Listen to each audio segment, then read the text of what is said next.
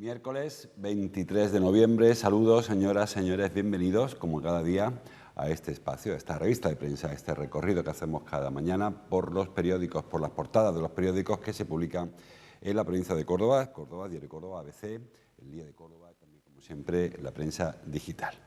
Bueno, hoy tenemos, como va avanzando la semana, informaciones recurrentes de los periódicos y los sumarios y en las páginas web, en las ediciones digitales de los periódicos. Vamos con las primeras planas en papel. El diario Córdoba titula sobre el sinhogarismo, sobre la violencia doméstica, sinhogarismo a la foto. Aumenta en Córdoba la violencia de género sobre mujeres mayores, titula el diario Córdoba. Habla también de que el turno de oficio detecta un tipo de agresor inteligente que usa métodos más sofisticados. La Audiencia de Córdoba revisará de oficio, dice también, las sentencias afectadas por el solo sí es sí, por la ley del solo sí es sí. La foto de AJ González, en este caso sí para el sinhogarismo, primera manifestación de los sin hogar. Hoy se celebra el Día Mundial, se conmemora el Día Mundial de este grupo de población, las personas que carecen de un techo, y ayer hubo una marcha hasta el ayuntamiento de personas que reclaman una solución para su problema habitacional. En una pancarta lo dice: no tener un hogar significa mucho más que estar sin un techo. Más informaciones que iremos viendo durante el programa. El diario ABC ha escogido para la apertura un tema de ámbito nacional. Bildu titula, Bildu es el grupo político, como saben, del País Vasco. Bildu logra que Pedro Sánchez, saque a la Guardia Civil de Navarra. La Moncloa cede a la exigencia del independentismo vasco a cambio de su apoyo a los presupuestos generales del Estado para 2023. Bueno, hay que decir que la Guardia Civil ya no estaba en Navarra. En Navarra hay policía foral, pero sí se encargaba aún la Guardia Civil de labores de tráfico, los que ponían las multas en Navarra. Bueno, pues ahora, igual que ocurre en Cataluña, o igual que ocurre en el País Vasco, la Policía Foral de Navarra, en el caso de Cataluña, los Mossos de Escuadra, y en el caso del País Vasco, la Chancha, pues se ocuparán también de regular el tráfico. Pero Guardia Civil, como digo, ya hace mucho tiempo que no están en los territorios donde hay policía autonómica. Son País Vasco, Cataluña y en este caso también Navarra. La foto, que es el local de Ángel Rodríguez para el fenómeno, por llamarlo así, de los apartamentos turísticos. Récord de plazas en apartamentos turísticos. Ya se acercan al millar las plazas que hay en Córdoba de apartamentos turísticos, y la foto, unas obras en el edificio de la Plaza del Potro, que acogerá un nuevo edificio para este destino, para este uso. Luego hablamos de este tema porque tiene algún comentario. El diario El Día sí titula en su portada sobre el tema del sinhogarismo. Como decimos antes, ayer Cáritas y la Red Cohabitat presentaron un un informe de un conteo que se hace sobre las personas que atiende tanto Cruz Roja como Cáritas. El número de personas que viven en la calle aumenta hasta las 369, son un 20% más que el año pasado. Aumenta las personas sin hogar. Y hay algunas estadísticas, por ejemplo, que más de la mitad son españoles. Siempre hay el concepto de que son personas que vienen de fuera, de que provienen de fuera, y una buena parte de los que están fuera son comunitarios, son de la Unión Europea. No son tantos como quizá de la sensación las personas que provienen del Magreb, que quizás sea o del África subsahariana, que es lo que da la sensación, Muchos son españoles y muchos son cordobeses, por cierto. El diario El Día, la foto del diario El Día, que la ha suministrado la propia Diputación, es para la jornada sobre el barroco. El barroco brilla en la Merced, titula el diario El Día. La Diputación de Córdoba reivindica con una jornada la riqueza patrimonial del Palacio sede de la Diputación, y de otros edificios de Córdoba y de la provincia de Córdoba. Son jornadas barrocas, saben que Córdoba tiene varias joyas del barroco, no solo en la capital, por ejemplo en Priego, que es la capital del barroco, y en esta jornada se intenta poner en valor también esa etapa histórica, arquitectónica, cultural, musical, de la historia, en este caso de Córdoba. También habla de la revisión que han anunciado los jueces de oficio de las condenas afectadas por el solo sí es sí. Esto muy rápidamente. Saben que el sistema español, bueno, que es casi todo el sistema europeo, hace que los reclusos, las personas condenadas por una sentencia, siempre se puedan acoger a la ley que les favorezca, a que más les favorezca. Es una irretroactividad de la ley, es decir, cuando la ley se agrava, no se agrava la condena que se haya impuesto, pero si la ley reduce la condena que en su día se les aplicó, pues pueden reducirla. Y eso es lo que va a ocurrir con la ley del solo sí es sí. Recuerden que el problema jurídico ha surgido a partir de que la nueva ley de libertad sexual, la solo sí es sí, lo que hace es que elimina el delito de abuso sexual. Cualquier agresión sexual sobre una mujer, fundamentalmente, sobre cualquier persona, aunque va más dirigida a la mujer, pero también cualquier agresión sexual hacia un hombre o hacia un niño también está protegida por esta ley. Digo que cualquier acto sexual contra ellos se considera agresión y no abuso, como antes. Antes había una diferenciación. El abuso era los de menor gravedad, la agresión los que tenían mayor gravedad. Desapareció, por ejemplo, el concepto de violación porque se incluye en el de agresión. Bueno, pues la nueva ley también desaparece el concepto de abuso sexual y todo es agresión. ¿Qué ocurre? Que no es lo mismo un abuso sexual leve o un antiguo abuso sexual que una agresión sexual grave. Así que ha habido que ampliar la horquilla penológica de cuánto le puede caer de condena a una persona si comete un abuso o una agresión, porque repito, al ser un único delito se amplía la horquilla y se rebaja la condena en general de lo que es la agresión sexual, teniendo en cuenta que ahora contempla también el abuso, y eso ha hecho que muchas de las condenas que en su día se dictaron, pues ahora puedan verse revisadas porque la horquilla ha variado con respecto a la que había en el momento en el que esas personas hoy condenadas fueron juzgadas. Algunas están a punto de cumplir su condena, con lo cual una reducción, aunque fuera mínima, les va a permitir su salida de la cárcel, su excarcelación. Repito que ese es el problema. Saben que la Fiscalía, lo anunciábamos ayer, lo anunció el periódico ayer, la Fiscalía General ha dictado una instrucción para que los fiscales revisen todas las revisiones, valga la redundancia, todas las solicitudes de revisión y no siempre estén a favor de la reducción de condena, como ha ocurrido en algunos casos ahora, sino que haya situaciones con las que las condenas se puedan mantener. ¿Por qué? Pues porque si antes la horquilla estaba, por ejemplo, de 10 a 15 y se impone una condena de 12, el juez no tenía intención, por lo tanto, de ampararse en la horquilla más baja o en el punto más bajo de la horquilla. Hubiera puesto 10. Sin embargo, puso 12. Digo un supuesto, no digo que eso haya ocurrido. Claro, si en su día no se fue a la parte más baja de la condena, no tiene sentido que ahora se rebaje aquella condena, porque si quisiera haberlo reducido, lo hubiera reducido en su origen. Y luego también hay otro asunto, es en cuanto a en qué momento es o no susceptible de revisar la condena.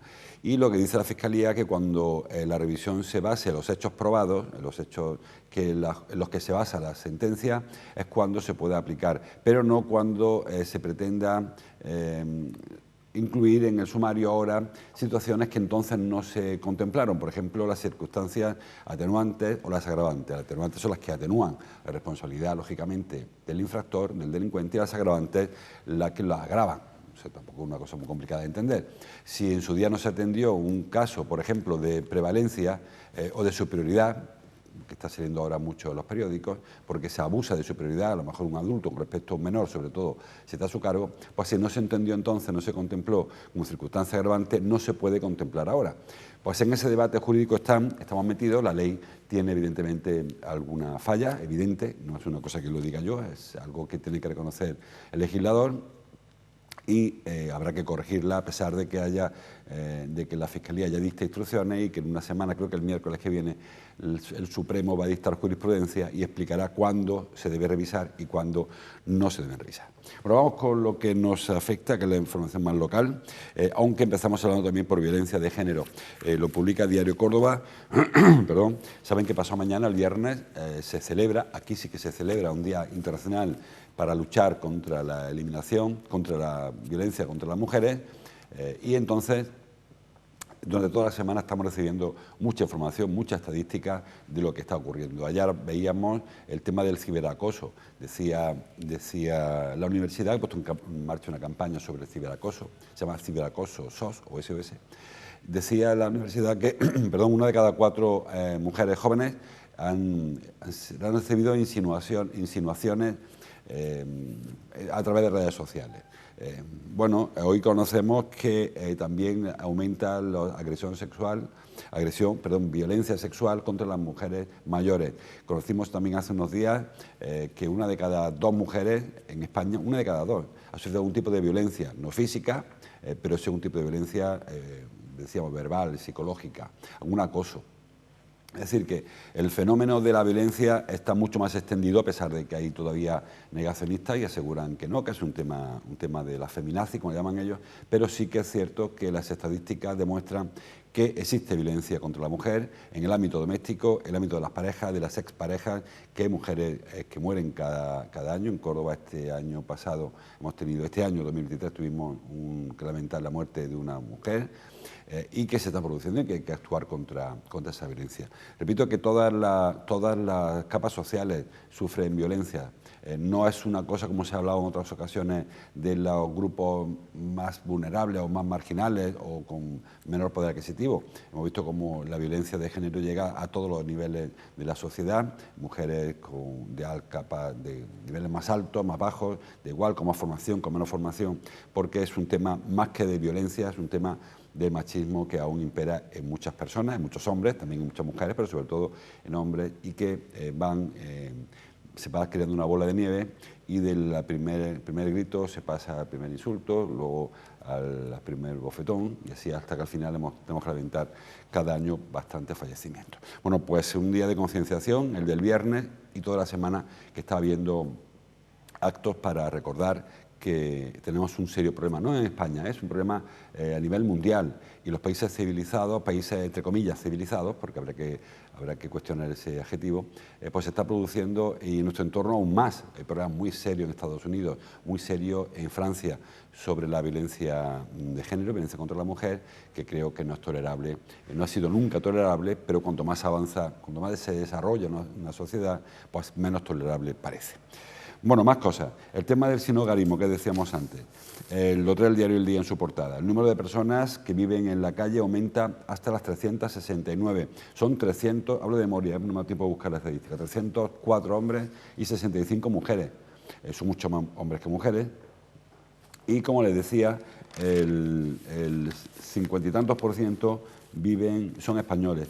El 51% son españoles, el 71% tienen entre 30 y 64 años, es decir, la edad media, pero ha aumentado bastante las jóvenes, incluso menores de edad, menores de 30 años, perdón, menores de esa edad, que viven en la calle.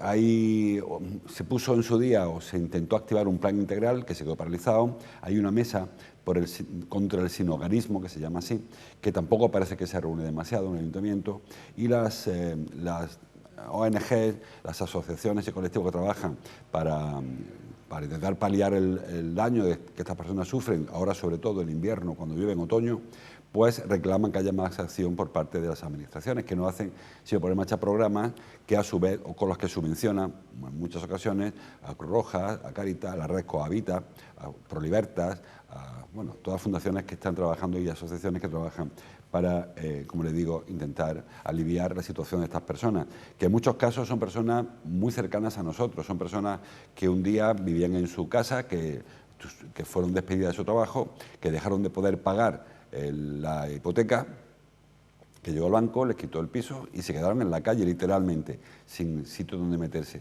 Personas que no quieren acudir quizá a algún centro, algún lugar del transeúnte, y que acaban durmiendo pues en un local abandonado. Es decir, que no piensen que esto está muy lejos de nosotros.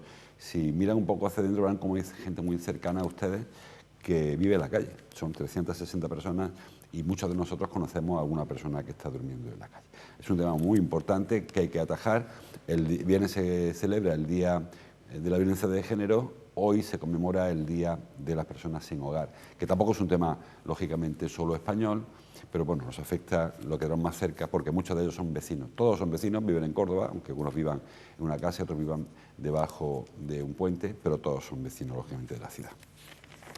Más cosas, el asunto que trae el diario ABC de los apartamentos turísticos. Bueno, lo que en principio se parecía que era una situación, bueno, que se vino arriba por la pandemia, que también lo aprovechaban familias porque no podían pagar quizá el alojamiento de un hotel. Saben que en Córdoba depende en qué época hay alojamientos muy, muy costosos, muy caros, hoteles que cuestan mucho, que no son asequibles para todo el mundo. Bueno, pues se está consolidando. Esta foto que estamos viendo, que es una foto que firma, si lo encuentro se lo digo, no lo voy a encontrar, así que luego se lo digo. Sí, Ángel Rodríguez, lo he dicho antes de la portada. Es de la Plaza del Potro, un lugar emblemático, un lugar que en su día ya tuvo posadas, de hecho la Posada del Potro era una posada, pero ese relevo de la posada por el apartamento turístico es muy significativo. Como les digo, hay muchas familias, Córdoba tiene un turismo cultural, o pretendemos que sea más cultural, patrimonial, que se presta mucho al paseo con pequeños, paseo en familia, paseo de grupos, y a veces resulta realmente costoso e inasequible el alquilar 2 o 3 habitaciones en un hotel a los precios, algunos de ellos, de la ciudad de Córdoba. Así que esta alternativa del apartamento turístico pues es una alternativa bastante bueno, más económica y que se está imponiendo. Yo, por poner una pega a este asunto, es el de la famosa gentrificación.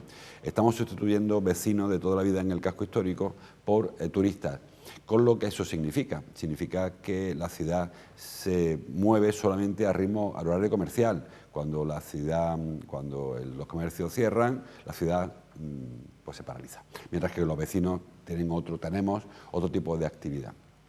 Creo que habría que intentar, si no poner freno a este asunto, sí ordenarlo, porque, repito, no hace falta vivir en el Patio de los Naranjos para visitar la mezquita, se puede vivir un poco más retirado. Cuando ustedes han viajado a muchas ciudades, no han vivido en la Plaza Mayor de Salamanca para poder ir a Salamanca. Quiero decir con esto que estamos empeñados en llevar al turista a que duerma en el centro de la ciudad, en el casco histórico, con lo que eso lleva aparejado. En la zona esta del casco histórico, en la foto, por ejemplo, el de la Plaza del Potro, ahí no hay acceso. El acceso está limitado a los vehículos, con lo cual obliga a ampliar zonas ACIRE o darles plaza de aparcamiento en espacios como es el de la Ribera, con lo que eso dificulta para otro tipo de personas que intentan dejar su vehículo allí. Es decir, que creo que estamos forzando un poco la llegada de turistas al casco histórico cuando no sería estrictamente necesario. Se puede viajar al casco histórico sin necesidad, o sea, visitar sin necesidad de dormir en la Plaza de la Corredera o la Plaza del Potro o la Plaza de las Tendillas. Estamos empeñados en meter ahí turistas. En cualquier caso, repito que este fenómeno se está proliferando, quizá porque los establecimientos están con unos precios en ocasiones inasequibles. Ayer conocimos, lo traen los periódicos, que el Hotel NH Amistad, que está en la muralla, la calle Cairuán, y da la Plaza de la Bula, la plaza del Museo Taurino. Este hotel va a pasar de 4 a 5 estrellas. Va a hacer unas obras para aumentar aún más su categoría, con lo cual yo entiendo que también aumentará sus precios. No quiero decir que todos los hoteles en Córdoba tengan que ser pensiones y fondas, pero creo que hay un tipo de turismo que bueno, intenta venir a la ciudad y pagar a otros precios que en ocasiones, saben, si han intentado alquilar una habitación en mayo para algún visitante, pues habrán visto los precios que tiene la temporada alta de los hoteles en Córdoba. Así que me parece muy interesante la apuesta por el apartamento turístico como alternativa, pero repito, no hay que meterlos todos en la zona en mitad del espacio protegido. Hablando de espacio protegido, trae hoy el diario Córdoba,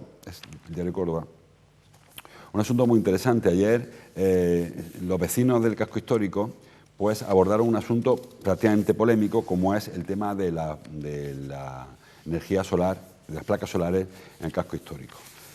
Saben que hay una ordenanza municipal que se ampara en el grado de protección, que no solamente de Córdoba, eso pasa en casi todas las ciudades de patrimonio, de la instalación de placas fotovoltaicas en las cubiertas de las casas. Bueno, está prohibido, en principio está prohibido, no se puede instalar ningún elemento en la cubierta de las casas que altere la estética. Claro, los vecinos dicen, estoy de acuerdo en que eso puede estar regulado así, pero sí que se permite, por ejemplo, la colocación de aparatos de aire acondicionado Se permite o se tolera, porque tampoco está claro que se pueda poner, pero todas las casas tienen aparatos de aire. E incluso sabemos, conocemos, y lo habrán visto la inspección a través de los drones o de quien le haya hecho la foto aérea, que incluso hay construcciones irregulares, ilegales. Hay muchas personas que en la azotea se construyeron un cuartillo, que tampoco parece que sea lo más apropiado para este tema. Y sin embargo, o los cables, por ejemplo, que afean de la luz, de telecomunicaciones, que están en toda la fachada del casco histórico porque es complicado soterrarlo. Bueno, pues mientras que eso está o permitido o tolerado, la instalación de placas solares pues no lo está. Ayer hubo una reunión informativa porque la Delegación de Casco Histórico del Ayuntamiento ha encargado un informe a Marco Alexander Pil, que es un arquitecto holandés que vive en Córdoba, y que para hablar de este asunto y para ver qué alternativas hay. Este hombre, Marco Alexander Pil, dice en principio que lo de las tejas fotovoltaicas no le convence mucho porque dan mucho al cante, dice él, son casi peores las tejas que las placas, que el problema no son las placas en sí, sino cómo se están instalando, que las empresas que las instalan pues no miran la estética, sino que lo que hacen es pues, la eficacia o incluso el precio. No es lo mismo colocar las placas, como estamos viendo en esa foto, que bueno, pues parece aquello una central fotovoltaica en la calle, pues disimularla hacia las cubiertas donde haya otro tipo de tiro de cámara, de visibilidad, o en lugares más inaccesibles. De hecho, él mismo ha hecho una recreación de una instalación de placas en la iglesia de la compañía y él reta a cualquiera que las encuentre, las placas. Evidentemente es lo mismo una iglesia con un tejado muy grande que una casa que tenga 50 metros de planta, a ver dónde se esconden las placas. Pero él dice que hay alternativas. Aparte de las placas fotovoltaicas, hay otra alternativa. Por ejemplo, los toldos solares. Los toldos solares se usaron ya en la guerra de Irak. Los americanos lo usaron y los soldados americanos. O sea que no es tan nuevo, no es de ayer. También hay pavimento fotovoltaico, que es la pintura con la que se recubren las azoteas, por ejemplo. También hay vidrios fotovoltaicos que también permiten la acumulación de energía sin necesidad de estas placas que efectivamente afean el entorno. Aún así, este hombre insiste en que la UNESCO no se está metiendo con las placas. Él recuerda que hay placas solares en el Vaticano, en el Taj Mahal, en el Buckingham Palace, en el barrio antiguo de Ámsterdam, en la Casa Blanca de Estados Unidos, y que la UNESCO le está dando igual, que la UNESCO va a perseguir más el asunto que les comentaba, que también se ve aquí, las antenas, las parabólicas, los aparatos de aire acondicionado, más que una placa, porque además, más que un derecho, es una obligación el tema de que las casas se vayan proveyendo de elementos que garanticen una sostenibilidad energética en este caso. Bueno, más cosas que hay en los periódicos. Me quedo en el diario Córdoba, que hay una información acerca de una polémica que surgió hace unos días con las becas Margarita Salas y con las becas María Zambrano. Unas becas que dota la Unión Europea a investigadores españoles, que son unas becas que están en torno a 2.800 euros, pero que saltó ayer o antes de ayer la denuncia por parte de los sindicatos y de los propios doctorados, son becas postdoctorado, porque le descuentan de ese sueldo, le descuenta pues una serie de impuestos, le descuenta la parte empresarial de la seguridad social, y becas que son de 2.800 euros se quedan en 1.600, con lo cual, claro, en Córdoba un sueldo de 1.600 euros quizás no sea el mejor del mundo, pero es un sueldo bastante digno.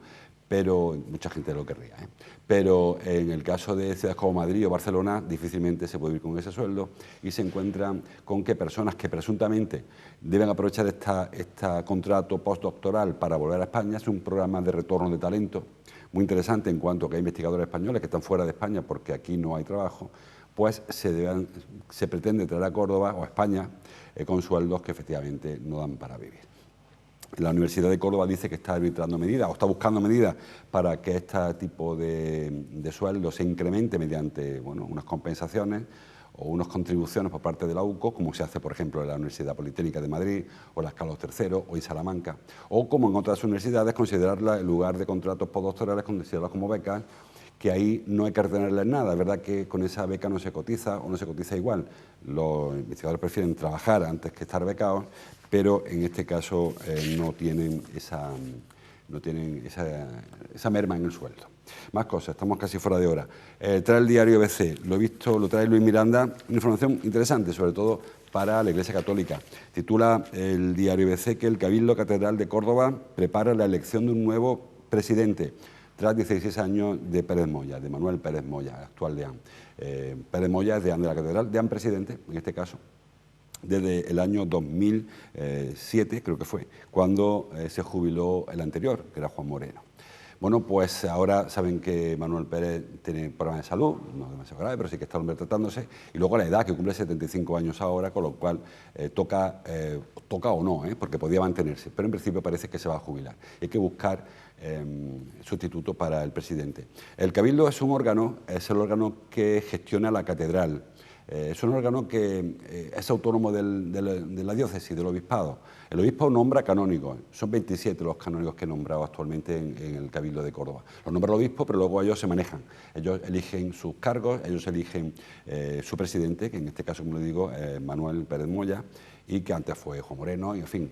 Entre los canónigos pues hay distintas dignidades que se llaman, no todos son iguales. Hay un canónigo doctoral, hay un canónigo penitenciario, un canónigo lectoral, hay un archivero, hay un maestro de capilla, que es el que se encarga del coro. En fin, una serie de dignidades, algunas con un pasado, con una referencia bastante remota, y otros más actuales. Hay un secretario, por ejemplo.